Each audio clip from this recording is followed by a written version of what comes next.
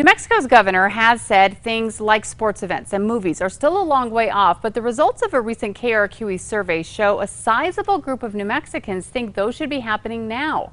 News 13's Chris McKee explains.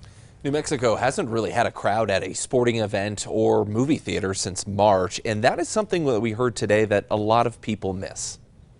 Sitting with 100 people in the dark, once again smelling the popcorn it's the atmosphere that you cannot get at a home theater. I've always enjoyed the movies. It's comfortable. Now, the state still hasn't given a timeline on when theaters will reopen, but our KRQE poll showed out of nearly 4,300 responses, more than 30% think they should be open now. About 10% think they should be open June 1st, and more than 20% thought that movie theaters should be open by mid-June. Now, in the realm of sports, about 40% of respondents said they'd go to a live sporting event with no restrictions at this point. 60% said they wouldn't.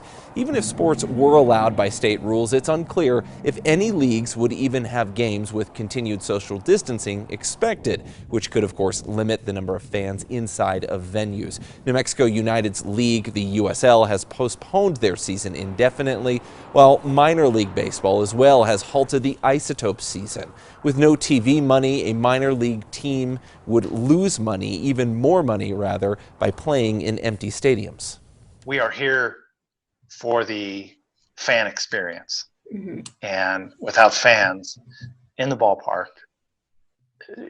we don't have a product. Hopefully we'll get better as soon as possible, The NCAA is leaving it up to individual colleges to decide how to proceed with their seasons. UNM actually announced today that it is moving to contactless ticketing for football and basketball seasons, but we also still do not know at this point if fans will even be allowed in the stands this fall. About 60% of the people who took our survey said that sporting events should be allowed in New Mexico with no crowds. Back to you.